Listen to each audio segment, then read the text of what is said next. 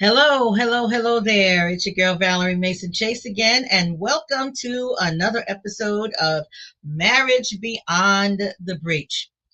Well, listen, I hope y'all strapped in real good tonight because we got an amazing show for you tonight. We have a topic that is going to be riveting, it's going to be informative, and some might say it's a little controversial. I don't particularly think so, but there might be those out there who do think that.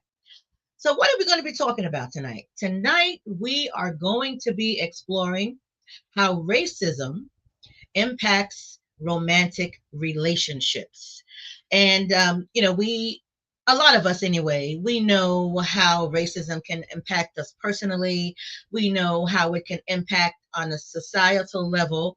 But I wonder how many have considered how it might potentially be impacting your romantic relationships. Have you ever considered that some of the tension that you experience in your romantic relationships is due to the racism that one or both of you might be experiencing?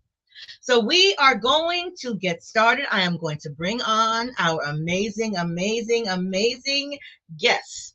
The first person I'm going to bring on has been here with us before, and this is the relationship guru, none other than Chad Scott. So, Chad, welcome, welcome, welcome. Yeah, you're the relationship guru. I'll be watching your podcasts, okay? Yours and others that you're on. So, yeah, you are the relationship guru. So, thank you for being here tonight. And for those of you who are not familiar with Chad, I'm going to read his bio. So, Chad Scott, he is an entrepreneur, he is a media professional, talent manager, motivational speaker, and certified life and relationship coach with over 15 years of experience. He seamlessly integrates his media business acumen and deep understanding of human connection. Chad has pioneered innovative strategies to help individuals cultivate healthier, more fulfilling relationships with themselves and with others. Chad is recognized for his no nonsense, yes, straight notation, y'all. He's recognized for his no nonsense yet compassionate approach. Chad has become the tough but fair voice of reason that people turn to for guidance. He emphasizes actionable principles of accountability, effective communication, consistency, and authenticity. These are core values that drive transformative change. His insights resonate across diverse demographics, making his work both relatable and impactful. So again, welcome, welcome, welcome, Chad, and any of those who are out there live. Just give a huge shout out and a marriage beyond the breach welcome to Brother Chad Scott. Thank you so So much for having me again. yeah, it's good to have you again. Listen, the last time you were here, I told you when we started this new season for 25, 26 that I was going to, as the young folks say, hit you up, right? Because that's what the young folks say. I try to be kind of relatable with the young folks vernacular every once in a while. I don't always get it right, but every once in a while I might be on target. So our next guest, let me tell y'all, when I was researching this topic, I came across an article written by this young lady, and I was so impressed with what I read. I reached out to her to invite her to be here tonight, and she said yes. So, I am always, I guess, taken aback and impressed and surprised when people at a certain level, because I consider myself a little guy in these social media streets. mhm. But when someone like Chad and the person I'm about to bring on, who have a lot of following and a lot of presence, and they uh, presented in so many places and spaces, I am always in awe and I am absolutely grateful. So I'm going to bring on none other than Dr. Jeanelle Perkins. Hey, Dr. Jeanelle. Hello, it's good to see you guys. It's good to see you. So I'm going to read Dr. Jeanelle's bio. So Dr. Jeanelle Perkins is a distinguished author, and here's her book right here. We're going to talk more about this later. I Mhm. have the link for her book in the chat. She is a distinguished author, international speaker, and licensed marriage and family therapist with over 2 decades of experience in mental health and relationships. With academic credentials that include a bachelor's in organizational communications, a master's in marriage and family counseling and therapy, and a PhD in counselor education and supervision. She brings a rich and informed perspective to the intersection of mental health and relationships. Dr. Janelle is passionate about guiding individuals and couples through emotional and relational challenges, equipping them with tools to foster deeper connections and personal growth. In 2024, Dr. Janelle graced the TEDx Charleston stage with a compelling talk on how systemic racism affects Black intimacy, a theme deeply explored in her acclaimed book, Into BC. Her work delves into the psychological, emotional, and relational needs of Black couples while offering practical tools for healing and connection. As a scholar and speaker, her knowledge spans her knowledge spans topics like anxiety, depression, PTSD, military trauma, RB, RBTS, which we're going to talk some more about, and relational intelligence. Dr. Janelle is a sought after voice at global conferences, podcasts, media outlets, and community platforms, and her expertise has been featured on stages for the American Association of Marriage and Family Therapists, the International Association of Marriage and Family Counselors, the Low Country Mental Health Conference, People's Climate Innovation Center, Charleston Literary Festival, and the Congressional Black Caucus Foundation. Dr. Janelle also consults on TV One show Fatal Attraction and has been featured in Essence Magazine, Newsweek, Vice Magazine, and other publications. She has appeared on Afro News, Fox 24 Charleston, and Low Country Live, among others. Driven by purpose, Dr. Janelle continues to champion emotional well being and relational health through her research, speaking, and global engagement. From Maryland, Dr. Janelle now lives in Charleston, South Carolina with her dog Jade. Dr. Janelle has two amazing daughters and a loving partner. She describes herself as a capacity expander and believes that the greatest generational wealth is mental and emotional wellness. And I couldn't agree more. Wow. Dr. Thank you Janelle, for having me. That is such a long intro. I have got to figure out how to shorten that thing. Chat GPT, Amazing. where you at? well, you know something? I think it's just very impressive what you and Brother Chad have accomplished in your fields of expertise. So again, I want to welcome you. Welcome, welcome, welcome. And anyone Absolutely. who Thank you. might be listening live, because some listen live, some listen later, and later is fine because we know that time and distance is not a barrier or an obstacle, especially when there's something that God wants us to receive. Mhm. So, as we start tonight, I always like with defining terms. So, if you will, define for me the term racism. We hear it a lot, but do we really know what it means? So, if each of you could just take a turn and define what racism is, and then we'll get into the meat of our conversation. Sure. Chad, do you mind if I go first? Please, ladies first. Okay. When I'm out and about in the world and I speak of racism, I recognize that in America, we oftentimes see it as a very black-white issue, although Mm, now we can see that it has far-reaching tentacles. mhm, And I speak of racism from the perspective that it is simply that prejudice that assumes that other members of a particular category are distinctively different in a way that you can now consider them inferior in some way. Mm, So mhm. in general, racism includes like those negative emotional reactions that people have, the way that they think of those individuals in that, whatever the category is, Yeah. the stereotypes that they apply to them, and that they use that in very structural, systemic, institutional ways to oppress Mm, mhm, another that mhm. isn't like them. So I don't always think of racism as being black, white, but also black, Hispanic, Hispanic, black, right? Black, Right. sometimes in our colorism, we get into a racist kind of perspective. Mhm. So that's racism in my mind. Okay. Chad, how would you respond to that?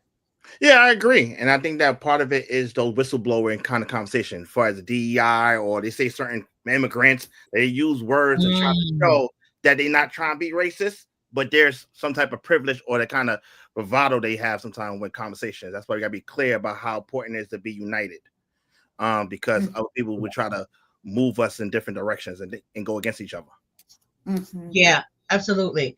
And I agree with what both of you have just said. And Dr. Janelle, especially in today's climate, it is important to recognize that it is not just a black and white issue, because there Mm-hmm. was a time when it was seen as primarily a black and white issue. So, yeah, I Sure. definitely agree with that. And I think if we really think back about it, the truth of the matter is that it has always had far reaching tentacles, Yeah. particularly when you think about some of the immigrant communities that have come to America, that even Mhm. then they turn a racist arm, if you will. And before Mm, you know it, you got a backhand or a fist. And yet they now can see that they sit in the same chair as the individuals that they once saw themselves as being better than, and the yes. others being more inferior. So it's different. The seats are different. They're They're hot. hot. They're definitely hot. And guess what? There are a whole lot of behinds sitting up in there. So, Mm-hmm. yes, absolutely. So, when we are talking about racism and its impact, how would you define the impact of racism on the inner landscape of a relationship? And when you're looking at it emotionally, spiritually, and psychologically? Is that for me or Chad? Go ahead. That's for both of them. Go ahead. Go ahead. That's for either one. Go ahead, Doctor. Sure. So I think the thing that's really important to recognize is that racism has an impact on the polyvagal system. See, I'm a nerd. So you see, it says Mhm. founder, CEO, and chief scientist. That's what people call me in my world, right?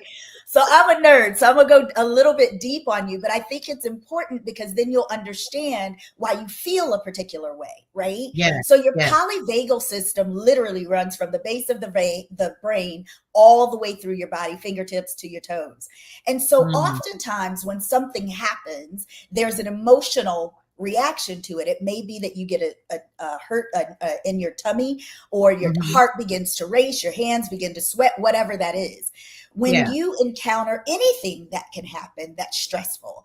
But racism has this way of digging deeper because sometimes it can be experienced every day, two or Mm. three or four times a day, and Mhm. as a result impacts your emotions, the way that you spiritually connect, whether that's through Yeah. God or one spirit to another, as well as the psychology of it. And I could go deeper when we get to talking about RBTS, which is race-based traumatic stress, Mhm. and Mhm. how that really takes hold in the landscape, if you will, of what we're living with.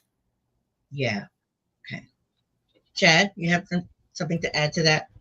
Yeah, I think that from the standpoint of racism and trying to connect, I think a lot of it being corporate America and being black, it's a different kind of navigation that have to happen. And Mm. that will show up in, like you said, romantic relationships that we're going to talk about later, how we almost have to heal for things that we don't even know we have to deal with to try to show up and be Mhm. present in the future. So it's one of the things where we almost got like double healing. Like we got to heal the racism trauma and then try to be presented in their relationships and still be present when some of that tension spills over in our romantic relationships. Yeah. And that healing, I think, is a huge piece. And as you said, sometimes we don't even recognize that we need healing. And then maybe when we realize there's some healing that needs to take place, are we sure what we need to be healed from? That So part. there are a lot of pieces.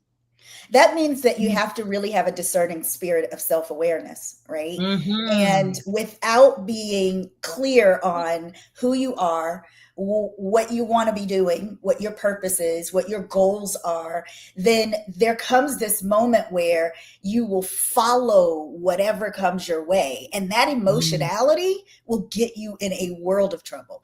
So, Chad, I like what you were saying as it pertains to the corporate space, right? Because we all have work that we have to do. I mean, most people are working, even though right now it can look a little different, right? But most people are working and encountering others in some way. And the unfortunate misconception is that African Americans are all living in impoverished somehow way, right? And that's not true. That just isn't true. And so the way in which racism impacts our space from a corporate perspective is that we're always in these places where we're getting hit. We're taking these small punches. And before you know it, you're getting chips out of the self-esteem, self-love, appreciation, affirmation, feeling like you are worth, deserving. That can be very difficult. Research actually shows us that greater depression and anxiety exist amongst middle class and upper middle class African Americans. Why do you think that is? Because we're in those environments where we're constantly taking those hits, right? Where when we are in places where it's more homogenous, which is why sororities are so important and fraternities are so important. And now listen, don't write me no letters. It is what it is. Right?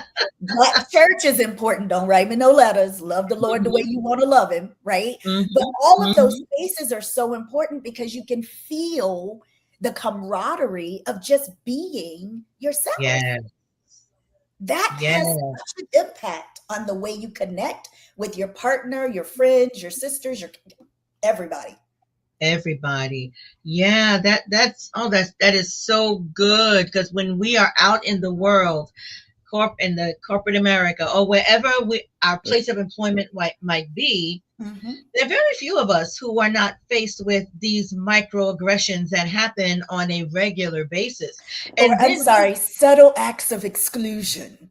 Oh, I'm going to write that down. Subtle acts of exclusion. They're not microaggressions anymore. Subtle acts of exclusion. I like that. So when we experience that, it's almost as if we gaslight ourselves, because we begin to question, did I really hear that? Was that really what I thought he said or she said? Or I wonder if that's what they meant by that. And we begin to question ourselves in terms of our own experience, and sometimes maybe even internalize some of that, which could absolutely lead to the increase of the anxiety and the depression. You are right on the money. I mean, all day. Where's your $1 million? So, Chad, you want to piggyback on any of that? No, I definitely agree. Like, it's definitely something that we got to unpack, but a lot of people are not aware of it or don't see it. So, like I said, me in those spaces, I could tell, and like you said, you got to check yourself in a way. Like, should I make this a moment and choose my battles and understand what the repercussion is and the whole? I didn't mean it like that. It's like. So it does get draining at times. Yeah, it does. It absolutely. And the healing part, Chad, I think of that is a matter of finding the environment that doesn't always just commiserate with it, but actually can help you walk through the feelings and emotions, because you can choose how you want to feel. You can be angry or you can be disappointed, right? You get to select it. So having that support team, that ecosystem that says, you know what, you're right. They were wrong for saying that. And I can see why you felt that way. What do you want to do next? How do you want to feel about that? And then you get to select, right? Yeah. Okay, I don't want to sit in this forever, because that's gonna mess with you forever. Definitely. Right. Yeah, but I wonder how many environments like that, like what you just described, Dr. Jeanelle, how many environments in our places of employment are like that, where that conversation would take place? I don't know. I could just say, listen, before I became a counselor, I was a nurse for 41, 42 years, I forget, whichever. But I personally never worked in an environment like that throughout the 4 decades of my nursing career. So I don't know if it's because I started back in 78 and things progressively changed and maybe I didn't notice. But I'm wondering if either of you if you've worked in that type of environment where if you did experience that and you decided, okay, this time I'm going to speak on it. I'm not going to let this one go by. I'm going to speak on it. And it was met with options other than, that person didn't really mean it. Just essentially get over it. So have either of you, I'm curious, Chad, have you ever worked in an environment like that? Yeah. In media, I deal with it a lot. So it's definitely one of those things where I have to choose. And like I said, it's not going to HR. It's like you said, going to find your other tribe and other people to process it and figure out what's the action once I get it out. Right. So I think it's one of the things for me, it's always been that kind of mindset where you know what?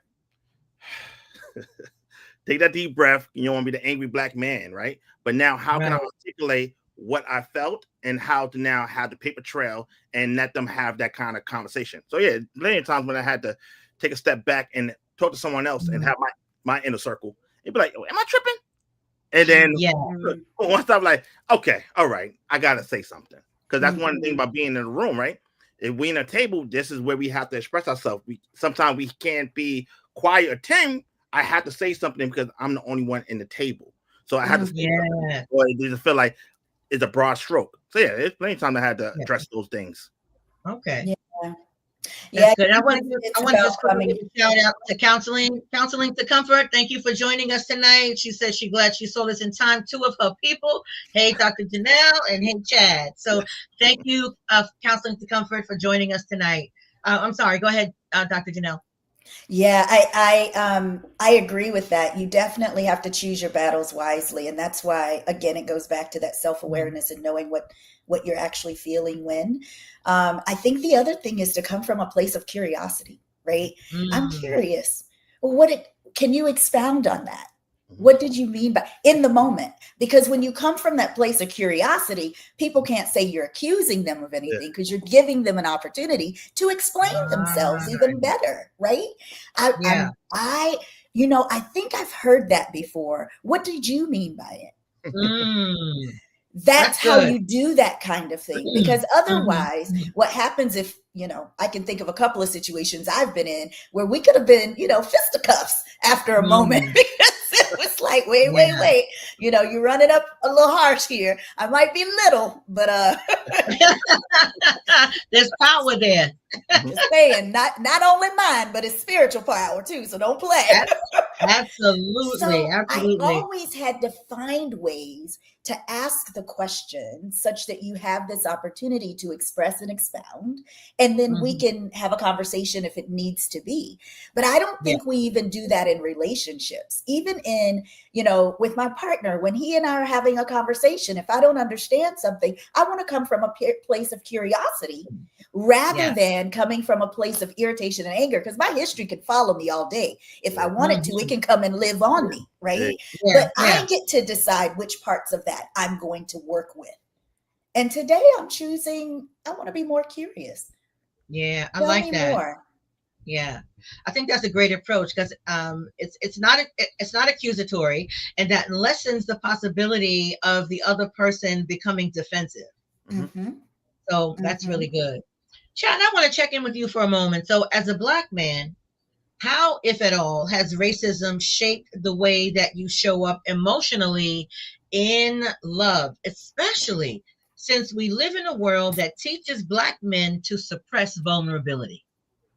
I think for me, I was blessed for my grandparents, Mm, where even though they had two different worlds, one was Caribbean, one from the South, they shared goals and ideas, helped me understand what relationships look like, healthy yes. relationships, and work on that. So for Mm-hmm. me, I was able to be vulnerable and have those conversations and express Mm, myself, because even though my grandfather's kind of stoic in a way, he Mhm. still expressed his feelings when he didn't like something, when he disagreed with something. There was always a dialogue, and not, and that's why I would like the concept of attacking a problem, not each other. right. So for that, but the concept of being a Black man and not being vulnerable for me has always been making sure that I not double check, but really be conscious and be more discernment about how I express myself. Mm-hmm. So it's Mhm. not kind of typical stereotype, but always take a step back to pause first before I react. Get more intel, get more what's happening right now and how I'm feeling Yeah. before I lash out of discomfort or not, or just or trying to show that rage, right? So a lot of times with me, have to really second guess and I guess be emotionally intelligent as far as what I face with. But a lot of guys that I know do not have that or vocabulary Mhm. or how to process it. So I know what Mm-hmm. comes with they only have like two modes, either silence or anger. So it's I Yeah. can see how that I was blessed that I had my grandparents to show me my grandfather to show me a different kind of way that I can still express myself and still be labeled a man. Yeah. Mhm. That's good. And I think that speaks to the importance of having those male role models Mhm. who, at least on some level, are in touch with their own emotions and know how to express them, so that it's not either anger or silence, but able to express a full array of emotions. And having a man demonstrate that within a lived Mhm. experience can make all the difference in the world. Hey, Elaine, my cousin just showed up. Thanks for showing up tonight. So she's saying good evening to That's so everyone. true Mm-hmm. because I think about the Chad, when you said the vocabulary, Mhm. that vocabulary is so important. We are only born with six emotions: Mhm. fear, surprise, anger, happiness, sadness, and disgust. Can you imagine? Disgust got in there, right?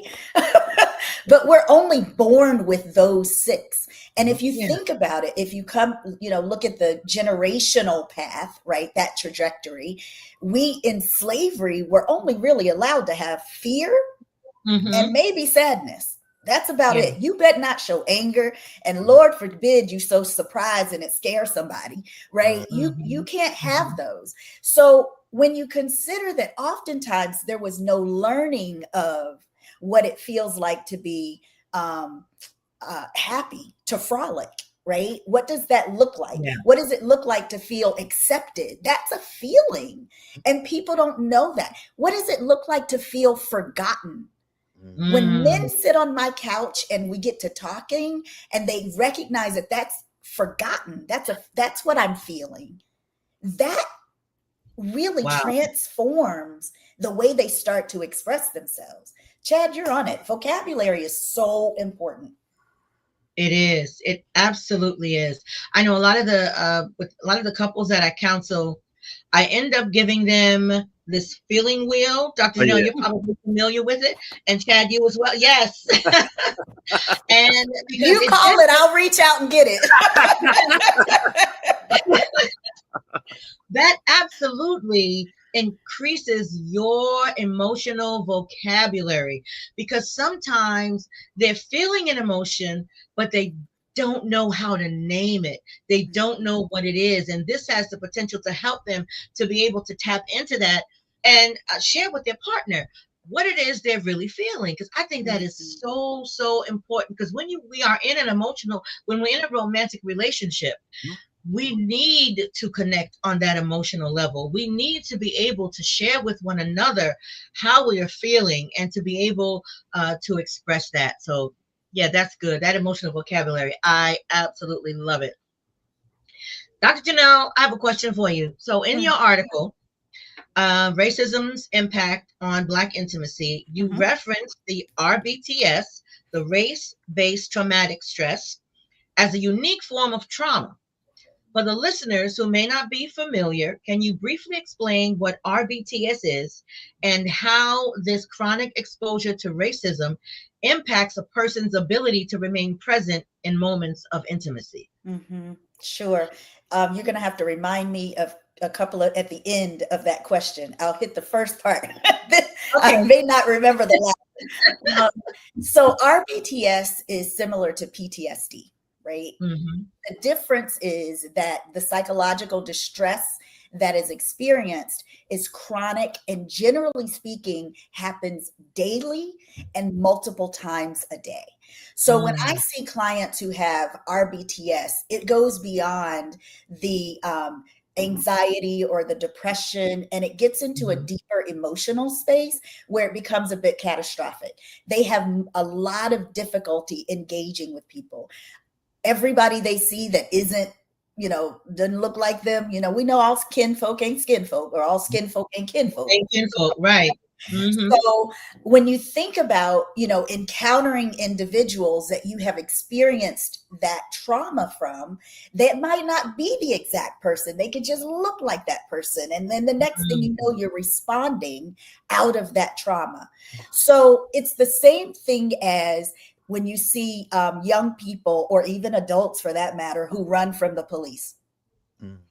They may not ever have encountered a police officer before, but the vicarious trauma of the racism they saw someone else experience automatically kicks into run. And people go, what are they running for? That's RBTS. That's RBTS. Wow. And you know something? I had not considered RBTS before, but I have absolutely experienced it, because even when I am pulled over by a police officer, immediately I start getting palpitations, my hands start sweating, and I call my husband on the phone if he's not there. Because I want, and I keep the line open because I want to witness to whatever is going to transpire. I make sure I sit there at, what is that your hand's supposed to be at, 9 and 3 or whatever. Keep them visible at all times, and I am hanging onto the steering wheel like this. And I haven't necessarily done anything. Well, I might have been speeding a little bit, but well, who doesn't, right? Who doesn't? And the thing is that RBTS literally changes the way your brain functions. Literally. So your emotional regulation is off track, the memory, your relational dynamics are off track, because your hippocampal area, we have hippocampus, there's atrophy in that space. So you think about any other muscle that atrophies, you have difficulty really moving it, right? And getting to what you need to do. Well, the same thing happens with impaired memory, impaired ability to regulate your emotions. Literally, the cells in your brain begin to change and create neural pathways that sit in the traumatic lane. Wow. That's deep. That's how it works. And we don't think about it because we're living through it. So when there's relational tension or hypervigilance, or when you see deep mistrust, oftentimes when that experience hits that frontal lobe, prefrontal cortex, it's tapped already. The hippocampus, the amygdala, all of that has already been tapped, and it's now ready for fight. Yeah. So we experience it like any other trauma, like any other traumatic experience. And when there is a trigger that is associated with whatever the traumatic experience is, we're going to have a reaction. The difference is that PTSD generally has something that is specific to that one event. Race-based traumatic stress is long-term exposure. Yes. Day in and day out. Wow. That I don't know how you all who are viewing this are hearing. I hope that you are hearing that racism isn't just a thing that we experience and it just goes away. It is something that kind of lives within us. It reminds me of, that Bessel van der Kolk wrote that book, The Body Keeps the Score. Yes. And that's exactly what it is. Our bodies. bodies. That too.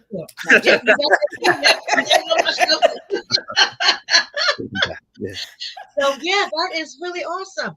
So if anyone who's listening, if you have any questions for our guests, feel free. Trish Maury, thank you so much for watching. I appreciate you for showing up. You can ask a question, or you could share from your own experiences to the degree that you are comfortable with doing so. So I want to ask, in your opinion, can a shared faith or spiritual intimacy, can it serve as a source of healing for racial pain, or can it sometimes become a barrier to fully addressing it within the relationship? What are your thoughts on that? That can be sticky. So I think so. Let me preface this with my parents were ministers, and I'm an only child. So I grew up in the Black church, and loved it. My experience was not a horrible experience. I do know people who have had some, right? But I'm not a PK, which I always like to differentiate, because my PK friends will let me know I'm not either, because their experience is different too, right? Yeah. So I teach this class on the phylogeny of narcissistic personality disorder in the Black community, which is just the unknown diagnosis, right? And a lot of it stems from the Black church. Oof. Wow. Okay, I'm gonna say it again. Don't write me no letters. And it's because there is this hierarchy that is misunderstood when it comes to the head of a household. So if in your spiritual lives, there is an oppressive nature of man to woman in spirit, right? Then it can be really, really challenging. That's my caveat. Most of the time, if two people have a really beautiful synergy around their spiritual connection to whatever religious deity they espouse to, right? Then it can be healing. It can absolutely bring you together, because then you have this opportunity to speak the word over an experience. And then faith comes from hearing, and hearing by the word. So now you're transitioning that mental neural pathway that we were talking about into a more positive space. Wow, that's good.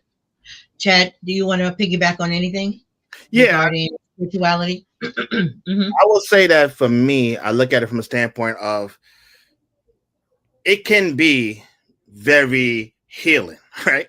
This is part of why I always talk about how alignment is the assignment, right? If we have a shared goal and shared belief, that could be the carry out for healing and making sure we have shared goals. But it has to be in a healthy climax. So if we're in a healthy environment, yeah, it could thrive. But if you're using that to manipulate or move a certain direction, then it's definitely not going to be the most benefit, and it'll be barriers. But if you come from a positive mindset that we are partnership in this, then yes, I think faith and spirituality definitely help with the healing. Yeah, I agree. It has the potential to, especially as you mentioned, Dr. Jeanelle, if there has not been past church hurt or negative experiences associated with the church, and a lot of us have experienced that. I happen to be one of those, but I haven't thrown out the baby with the bathwater.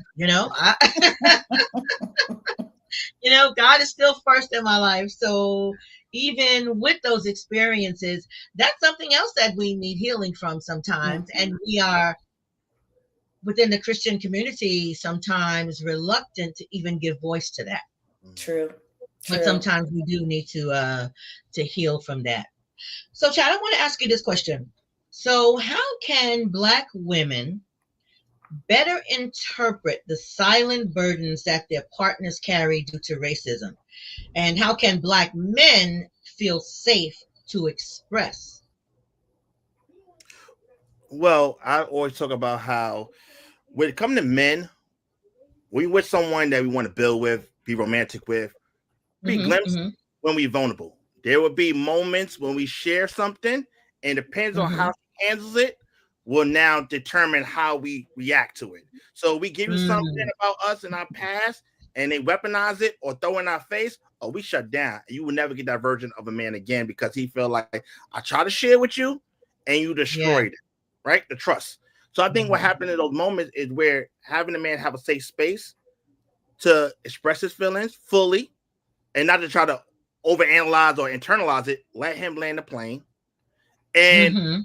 be there to navigate and have a conversation, but not try to month later or try to throw in the face about therapy or whatever the case may be. I think it's very, guys will have these glimpses that will give you a little sample and see how you take Yeah. it. And then I just think that a lot of times when men do those little moments and they get weaponized, that's when they shut down permanently. So it's a window, but we do give opportunity of a glimpse, and we just have to have women hopefully appreciate that and also give us a safe space where we're not nervous that you're gonna be thrown in our face again. Yeah.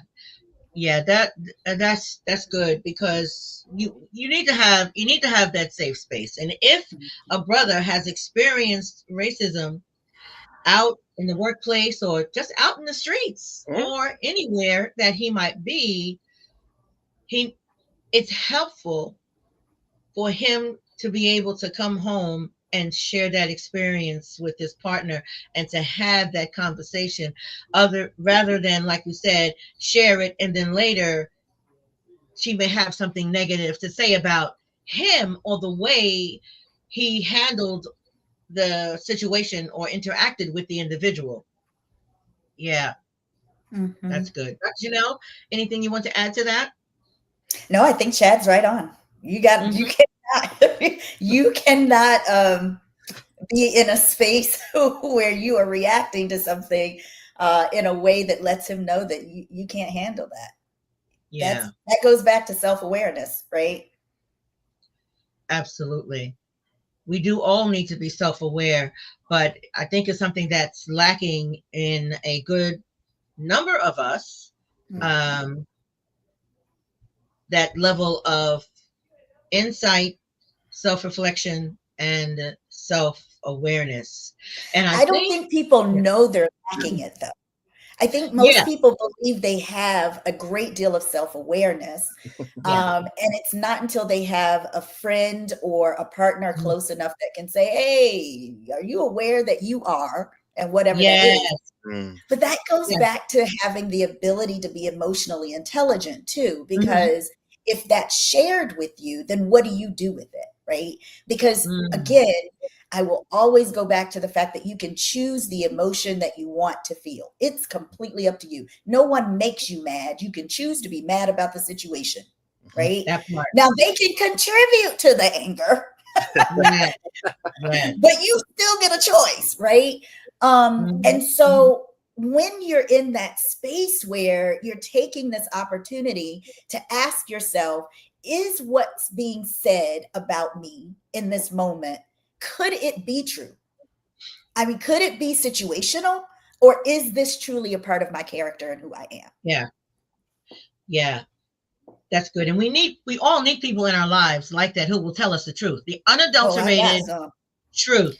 Yeah, my sister Jackie is the person for me because yeah, I'll be lying to myself a whole lot of times, and she'll have to no Val, mm-mm. Just come over here, Hmm. sit down, and let's have a talk. So we all need to have that person who can help us to see those things about ourselves because we all have blind spots. Mhm. You Hmm. know, there's something known as Johari's window where we have things about us that we can see. We have things that Hmm. others can see that we can't, and things that everybody can see. And then there's something that nobody can see. So, yeah, we all have blind spots about ourselves, and we need to have either a friend, a confidant, a family member, or therapist that can help us to recognize where those blind spots are and help us to figure out, like you said, Dr. Janelle, now what are we going to do about it now Hmm. that we can acknowledge this blind spot that was there Hmm. and pointed out by someone else. So what about What? Economic. Oh, I'm sorry. No, no, Go ahead. no. The Go ahead. question that popped up, so I want to know. We want to answer that, or the Oh, question I'm about. sorry. No, I I just want totally forgot. I'm sorry, Sister Rhonda. She said, "How can a woman rebuild trust?" So, Mhm. Chad. I will say that it's almost have to reset the room, right? Level set, how people say, where you have Mhm. to apologize, right? That was something that I apologize. I took something you told me and I reacted a certain kind of way that it just got caught me off guard. Like take ownership of it. And then now Right. we have to give time and understanding Mm. that the opportunity will present itself again, and then he going to see, but there's going to be give grace in that stance. Like both ask for grace, and I think that Mhm. it's very important to really acknowledge it that was a misstep Mhm. and really own Yeah. it. That whole accountability. Yeah, I agree with that. I think that the second piece to that is um, actually expressing to one another what that time component looks like, Mhm. right? Mhm. Because oftentimes, Chad, time becomes a year, 2 years, and now you're trying to rebuild trust for two Yeah. and 3 years for something that I'm not going to say is small, but in the scheme of the life of a relationship Mm-hmm. Yeah. is being held on to.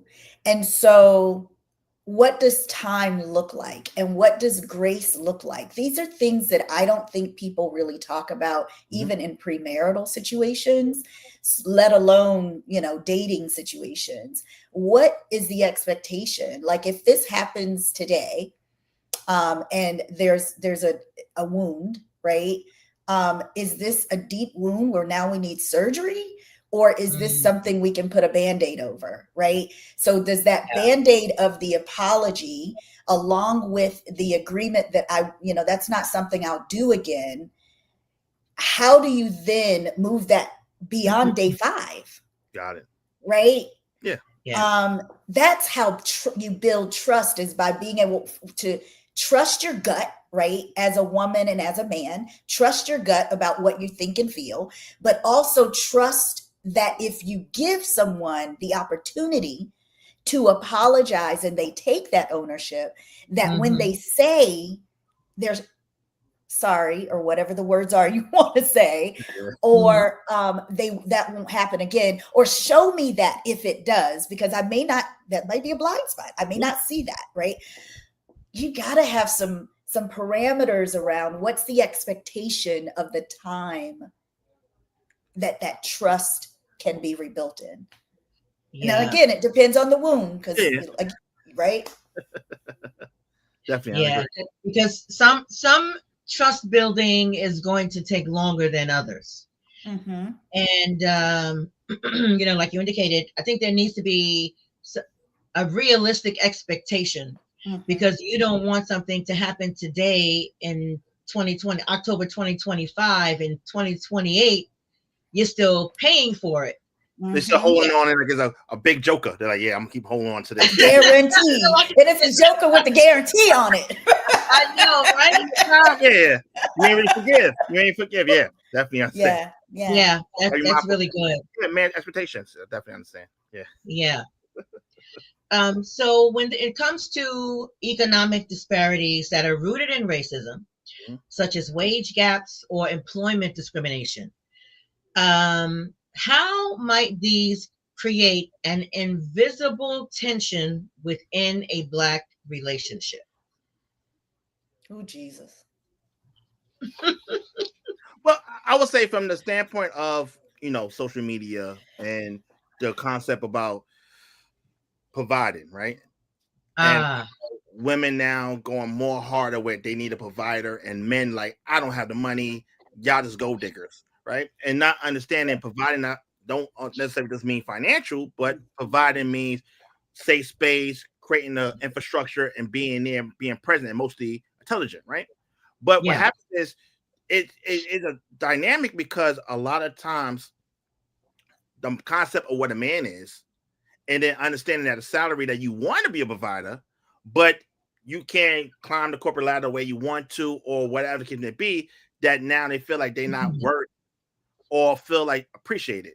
So a lot of Right. times men will shut down because they feel like financially you only want me because I want money, and if I don't have money, I'm not valued. So it's definitely a way where I see a lot of men are frustrated about feeling like only women care about is money, and they would like to make more money, but corporate ladder or where can it be, they're not able to. So yeah, it definitely could cause some tension in the relationship in the Black family. Yeah. It can be tricky for sure. I think I always tell my clients that it's important to build the relationship you want, right? That's what my book is about, having the relationship you've always wanted.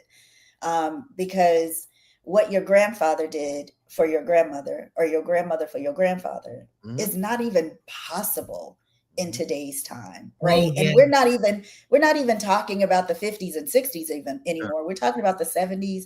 I mean, not the 70s, even 80s and 90s, just around the 2000s, if we're honest, right? Early 2000s. So building the relationship that you want versus the one that social media tells you should have, or the one that someone demonstrated for you that was able to get a leg up for some reason that you don't have access to, right? And at the same time, if it is your requirement that an individual be able to pay for certain things, or that they have a particular aesthetic, or that then that's your requirement. You don't have to change that, except that if you can't find it, what do you do, right? And I don't think that's a matter of lowering your standards. I think that's a reality, right? If you decide that, you want to date the banker, then date the bankers. But you don't have to make those others who are working as the tellers feel any less than because they're at the teller window. Yeah. And I think that, at least from my perspective, is the issue, is the putting down of those who don't meet what you personally require in a partner. Because my mother told me that there is a pot for every lid, or a lid for every pot. So if this lid over here doesn't fit your pot, leave that lid alone and go find one that is more suitable. But don't put down this lid over here. And what I fear and I have concerns about is men, and Black men in particular, hearing this so much that they begin to take that on themselves and start to think of themselves as less than. There was a couple that I was counseling, and the husband was feeling so badly about himself because he's saying, I can't provide, Miss Valerie. I'm not a provider. Well, I gave him a homework assignment. Well, define what a provider is without mentioning finances. And now we can come back and have a conversation about this, because there are many other ways to provide, especially looking at his wife didn't have a problem with the financial makeup of the household.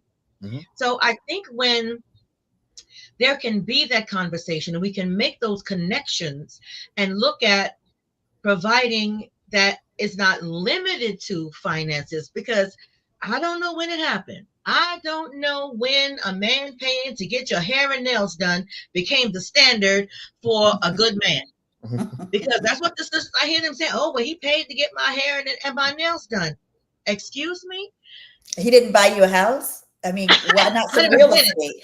I mean, I think a little bit differently, right? Hair and nails come and go, but real estate is here forever. Like, okay.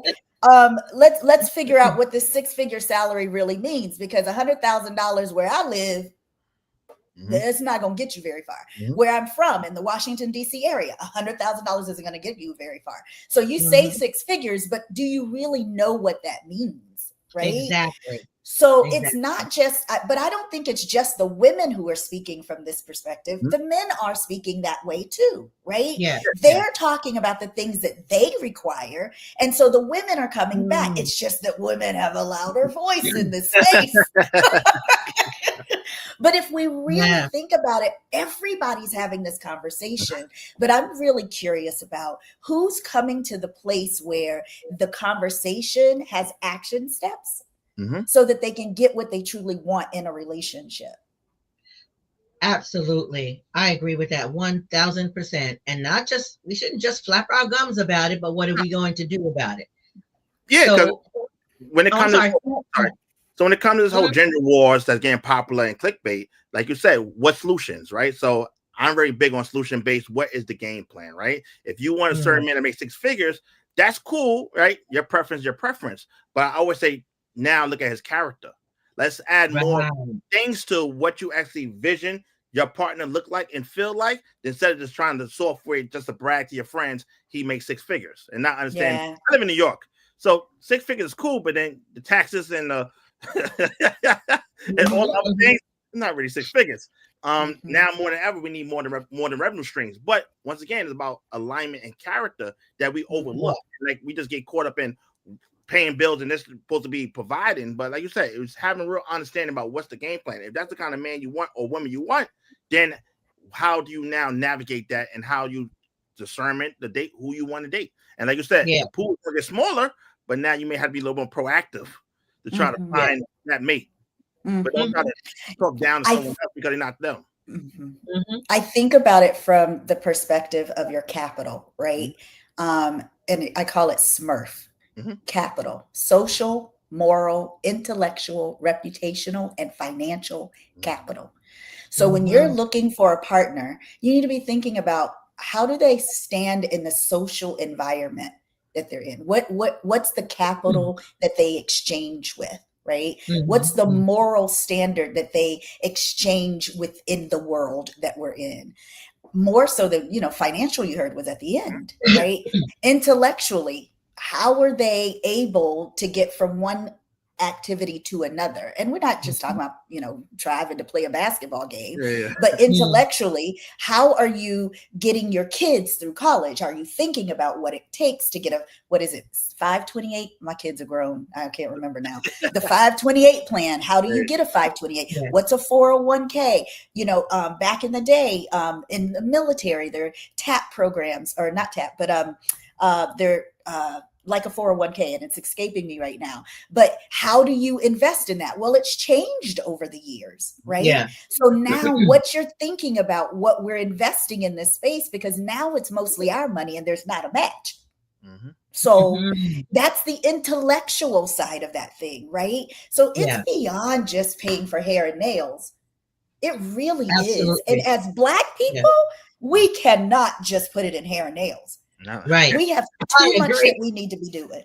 I agree. And that's why I always talk about the concept of the day-to-day operations. We so focused on the just broad stroke of money, financials, but the day-to-day operations, what that look like you said, navigating that and what our goals are that we should be aligned with. Yeah, so it's more than just financial. It's just that it's clickbait and a lot of people run with it, but it's deeper levels when you're really self-aware and you take accountability about what you're actually looking for. Some people don't know what they're looking for.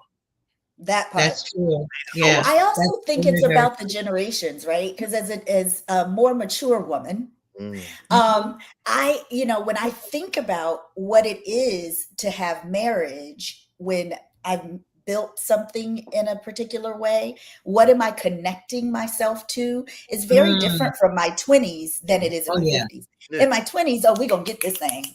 In my 50s, we're going to stabilize. Right here. Don't play too many games, right? Because I don't want to be the person who's looking for that handout that a lot of people need, but we all know it's going away, if not gone. Yeah. We have to think about this differently. And I think you're right. That generational piece is huge because, well, at least how we think in our 40s and 50s and 60s and beyond should look very differently than when we were in our 20s and 30s. And if it doesn't, to me, that's a little concerning because with growth comes change. And that means change of perspective, change of mindset, change of a lot of different things as we mature and grow older. So I can tell you, there are things, listen, I don't care anything at all about now that I cared a great deal about when I was in my 20s and vice versa. Okay. So yeah, that generational piece does make a difference. So Counseling to Comfort had a question or a comment. She said, there's a fine line between attempting to help by discussing a blind spot and having it be perceived as throwing something in someone's face if they're not ready to hear it. Yes, that part. They not That being goes ready back to to that hear it. emotional intelligence, right? Yeah, Yes. both It goes back from to that both emotional sides. intelligence. Yeah. Mm-hmm. If the Mm-hmm. person is not ready to hear it, then at least I don't know, you guys could address this. I think you have to decide, are you ready to share it? And can you accept whatever comes after you sharing it? And how are you sharing it? Because presentation is a huge part of how you're going to share some not necessarily pleasant information with your partner. So presentation, Mm-hmm. I think, is key. So I don't know how you all will address that. Like I said before, about being self-aware and reading the room, right? And Mm-hmm. knowing your partner, right? Knowing they triggers and having those uncomfortable conversations. I'm very big on rocking the boat. So, but like you Mm-hmm. said, understanding the feedback and Yeah. how you really understand communication and how you hopefully you have a better understanding of how you communicate with each other, right? And back to Yeah. attacking the problem, not each other. But yeah, it's definitely a dance, so to speak, but there should be a conversation. Like you can't avoid those things because those things that you don't Mm-hmm. avoid will get bigger and bigger and bigger. So it had to be addressed. But like you said, find a Yeah. way to dress a certain kind of way, or if you had to go counseling therapy, just to try to make sure you're not, you know how to articulate it better to make sure that Mm-hmm. they received it and not looking at it as an attack. Mm-hmm. Yeah, Yes. that's true. It's Yes. it can be very challenging when either party has not really worked through the emotional damage that has come with living life, right? Mm-hmm. It doesn't always have to do with someone having done something deeply Mhm. to a person as much as it Yeah. is that lives. And sometimes we have to ask if there is capacity. Mhm. Do you have capacity to have this conversation? Um, and then the question might be, what does that mean? Emotional capacity, spiritual capacity? Yeah. Can we have a conversation about a thing, or is it too soon? And sometimes it's just too soon. Yeah. And it's okay. Mm-hmm. Well, it should be okay if the other person says, it is too soon, we can't have this conversation, because being accepting of our partner on many different levels, I think, is key to having a healthy relationship, because we can't just go in and charge in like a bull in a china shop. So if the time is not ready and they don't have the capacity, now if we're the one with the thing that we want to say, Mhm. we have to decide, okay, now what do I do with this? What does this mean for me individually? And what does this mean for us in this relationship together? Mm-hmm. Yeah, because we Remembering that don't. psychologically, everything is being processed through the brain's amygdala, Mm-hmm. hippocampus, and the Mm-hmm. frontal cortex. And Yes. so, because you can't open it up and look in and see what those wheels are turning, you absolutely must take the opportunity to stop and say, okay, what is it that we're trying to accomplish here? Mm, What's my goal? Because if yeah. the goal is just to poke the bear, Mm-hmm. which sometimes it is, then poke that bear with your girlfriend, Mhm. work it out, and come back differently. But Yeah. if the goal really is to say there's a challenge that's impacting and impeding on our ability to move forward in a very Mm-hmm. meaningful way, then we can stop and have the conversation for maybe 10 minutes. And if it gets to be too much, let's walk away from it. Give people time to think about what it is they're feeling, come back Yeah. to it in an hour or two, but agree on how long it's going to take to come back to it, right? And Yeah. then maybe it's only 10 more minutes that you can handle of that. But Mm-hmm. just having to do it all right this minute Mhm. can be Mm-hmm. really tricky. That can be Yes. challenging, because And then it does feel like it's being thrown at you. yeah. So how do you think that racial trauma interferes with a person's ability to feel deserving of deep love? Oh yeah. Yeah, I think that's a given. I think Mm-hmm. you experience an act that says that you're less than and that you Mm-hmm. don't deserve to be or exist or to have, that Mm-hmm. it definitely impacts whether or not you believe you deserve to even exist. Mm-hmm. That's why I think our suicide rates are going through the roof, especially with our young people, because they're being told on a regular basis that they are not important. It's interesting because I have a colleague who works for city government, and I won't call the city, so she don't have to worry about it. But they actually are taking the time to have the mayor and the leadership have conversations with the kids about all that's happening right now, because they're experiencing this trauma, even though they're not the ones in handcuffs. It was their friend's mother, or it was, their cousin way off in another city, or they saw it on TV. They're experiencing that. It's having such a huge impact. It really is. Yeah. I agree. And I think the impact is going to continue, unfortunately, for some time. Yeah. Yeah. And that's why we have to get ourselves connected to spaces that allow us to be grounded. And some of those might be things that you think are taboo. Like I said to a client the other day, have you thought about doing some acupuncture? I don't know no Black people who do acupuncture. I put my hand in the air, girl, I have. Bring me a needle. That's right. But, when you come to understand what the purpose is, right, it doesn't mean that, somebody's giving you some spirit that, I don't know, whatever that is that someone said, right? And we have to be mindful and really detach periodically, lie in the grass, look at the sky, put that concern on a cloud and let it go by. How many times have you seen the same cloud twice? Let the thing go, right? Yeah. We can't sit in all of the stress and angst and irritation. We have to get out and laugh. We have to go and party with one another. We have to read a good book. We have to take a moment to sit and just breathe, because that's what's going to bring healing. And you got to go to therapy. Now find the right therapist. Don't get it twisted. I'm a therapist. I believe in therapy all day, because it's not just a place where you go and just complain. It should be a place where change happens. And I tell my clients, if you're not changing, I'm recommending another therapist, because I'm not the one for you. It plateaued. So for me, I look at it from a standpoint of the times we're in now.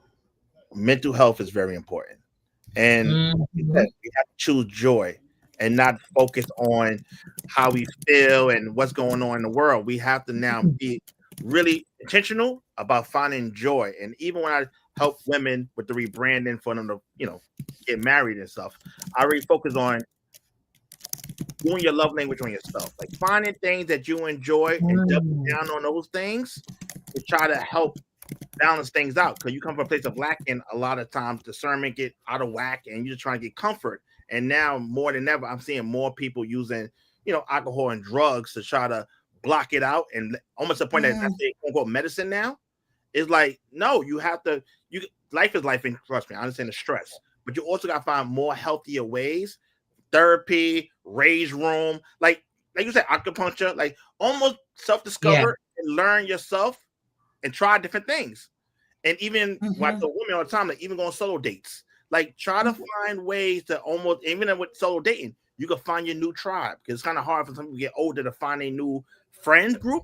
But you have to find ways, because if you're not understanding this mental health thing is very important. If you don't maintain that, it shows up in all aspects of your relationships everywhere. Absolutely. So mental health follows physical health. I know people think your physical health impacts your mental health, but it's the other way around. The reason that we even have such a huge challenge with obesity is because of the mental health challenges, right? So you then overeat, and then you do the comfort food, and you just eventually your stomach doesn't know when to stop, because you've damaged the hormonal balance that says, okay, it's time to quit. That comes from that same thing of substance misuse and abuse that you speak of. Alcohol, food, drugs, substance misuse and abuse. All of it.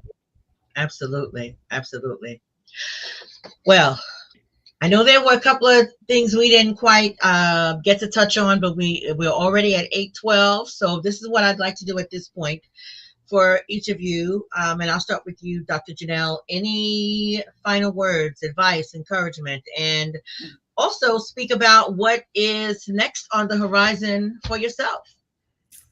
Yeah, absolutely. So I'll do next on the horizon because I want to end with some great final thoughts. Mhm.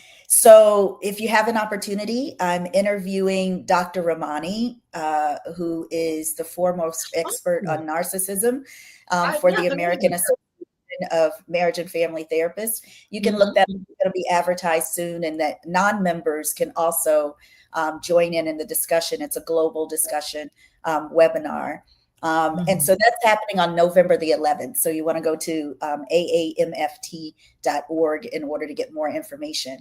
But she's been on Oprah and the Red Table Talk when it was being done by Jada Pinkett Smith, and she and Brene Brown, you know, all of them run in the same circle. So I like to think I run there too. Yes, you do. Absolutely. Running in the circle. So that's one of the biggest things. The other is I run a tech company and an AI company called Haruki, Resilience and Recovery. And it is in the same vein as this work of doing PTSD, proactive resilience and recovery for first responders and the military. And if you know anything about our first responders, they touch every area of our lives. Yeah. So when we're thinking in terms of even the way in which race runs through that, sometimes what they see might be, you know, the color of skin first. So we're always talking about how do we go about building those relationships with the community so that we then are a resilient community, right? So we do that from a proactive stance. It's very exciting work.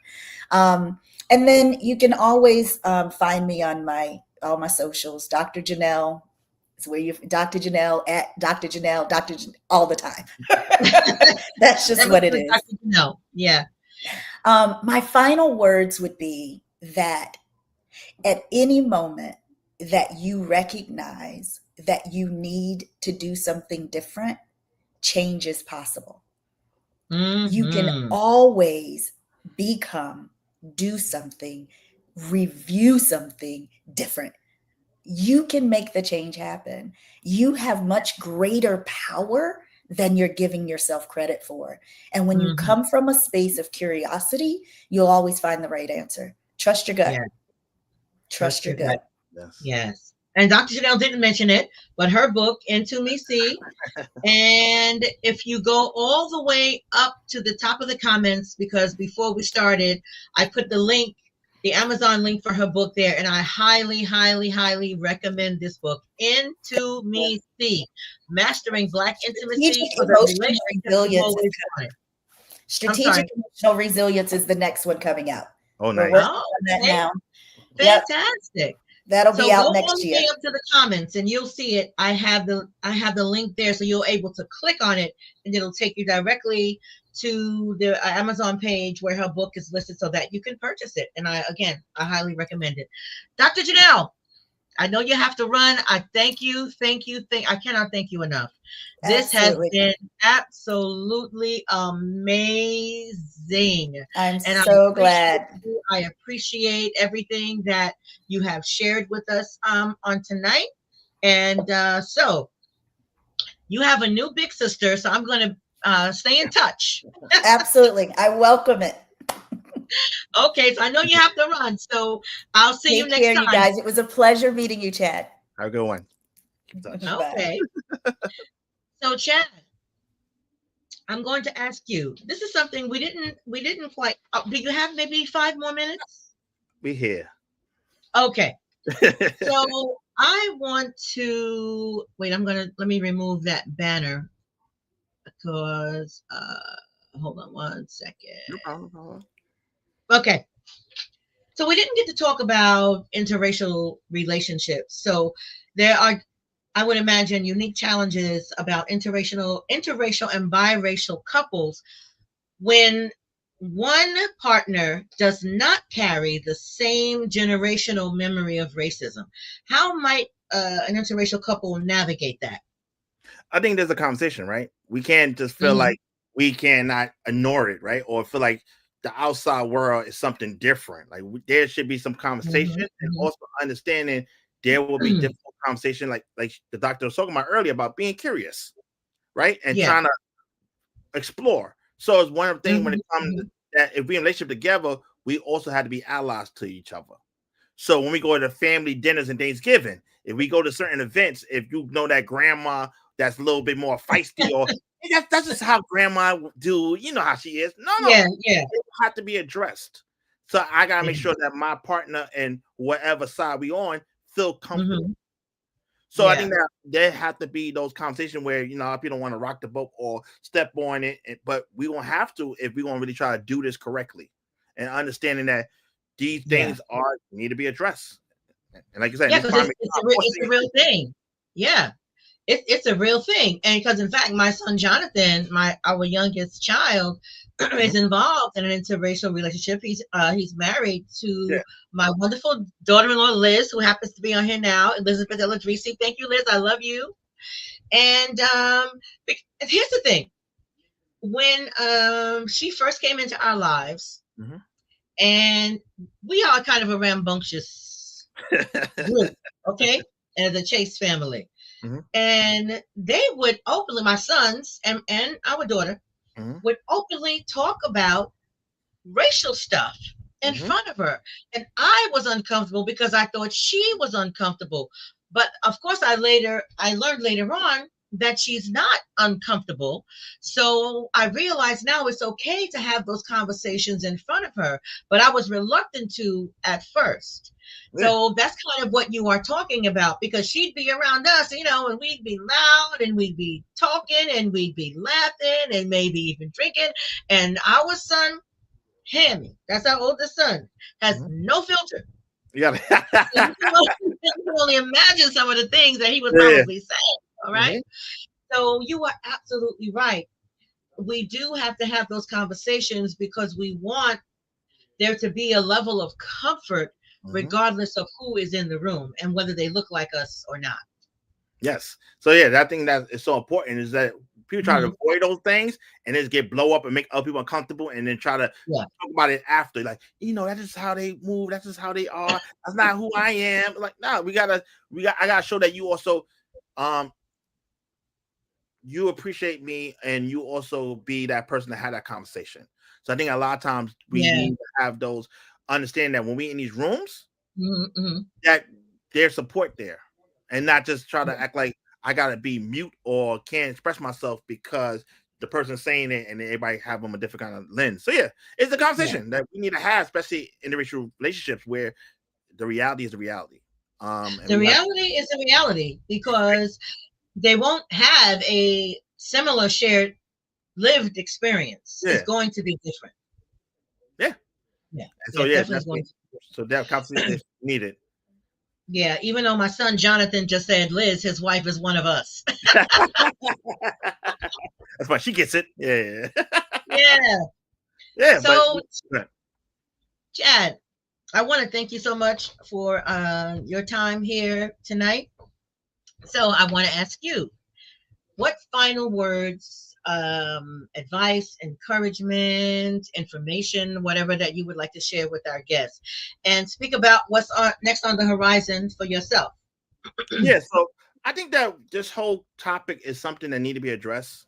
And like you said Hmm. earlier, it could be taboo, it could be controversial, but it's the reality. And especially the climate we're in now, more than ever, Hmm. we have to understand how we more similar than different, and also how we have Hmm. to unite and understand how to navigate this. And it comes from a Yeah. romantic standpoint is we have to, like I said earlier, have to almost double heal. We got to heal from the trauma that we don't know. All right. For the Hmm. trauma, Hmm. and then from there, how do we want to be present in our current relationship and what that looked like? I think we get so Yeah. caught up in social media, and social media is sample size, but it's not real, right? We have to Hmm. know Hmm. how do we want our relationship to look like, and also understand that this whole concept of man and women and the way it look like now is more of a hybrid now. What partnership really look like, and we Yeah. have to be aware of that. So, and then also I know we ain't talk about it yet, but it's very important when it comes to social media and how we have to promote positive relationships. Mm-hmm. And I think a lot Oh, of times, yes. Oh, a lot yes. of times we get so caught up in the negativity and not Mm-hmm. understand there are people married 50, 20, 30, 10, 5 years. Like, so now people Mm-hmm. think about grandparents love, back in the day love. No, current states, people are Current still love. getting married and love and Yes. having relationships.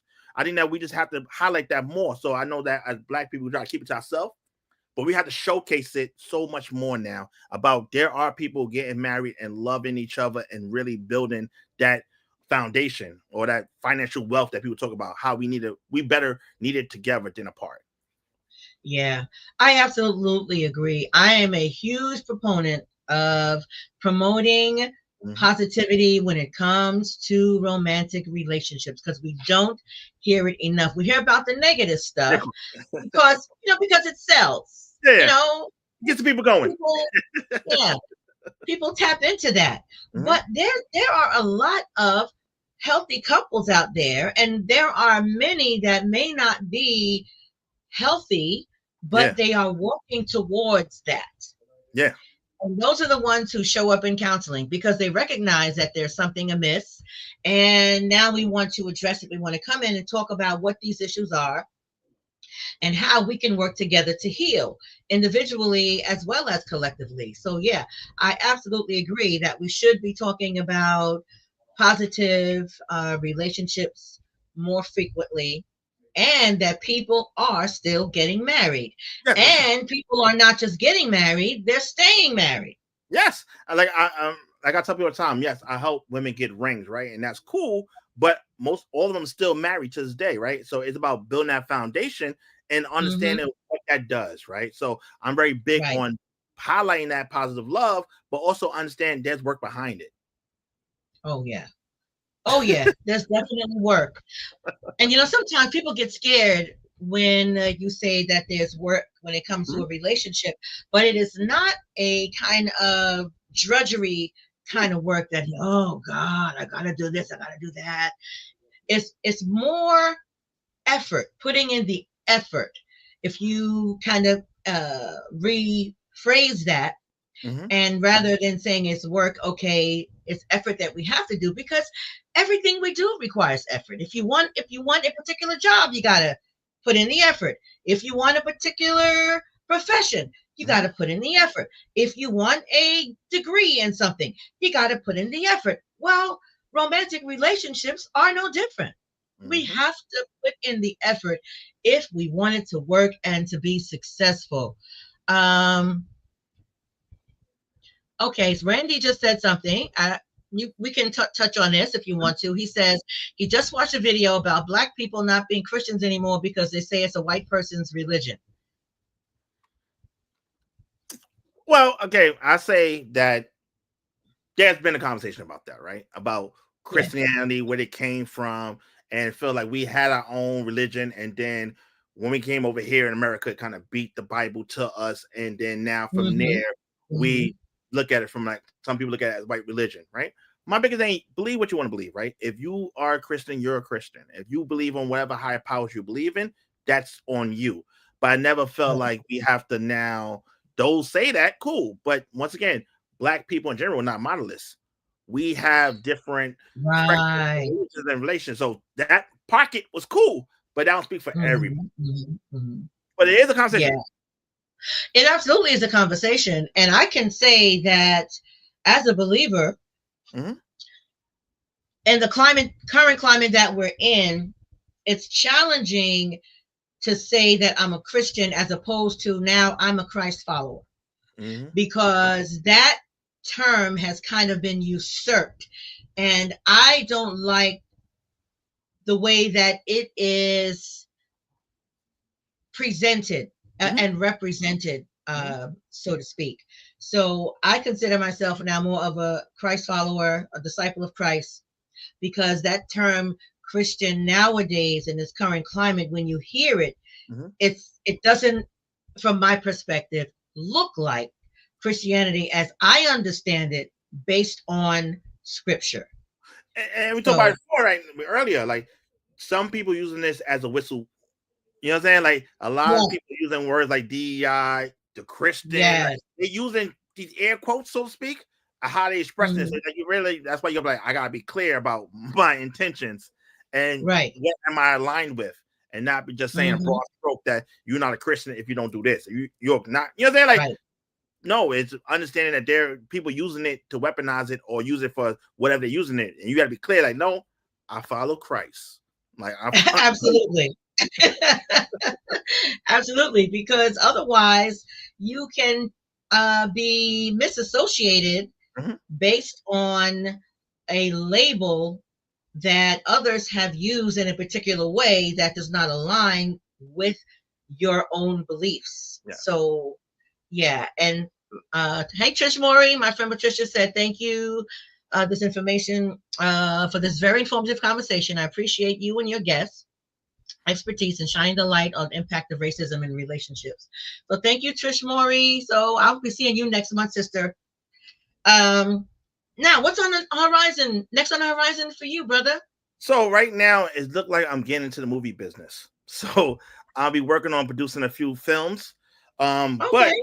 I'm need to sit down soon because I feel like I need to start creating products when it comes to accountability and relationships and dating. So I gotta do Okay. like a creative retreat and start creating those things. So that's what I'm working on now, trying to Yeah. find tangible things that people could use Yeah. to get more, like the doctor said earlier, about capacity and what that looked like. Oh So yeah.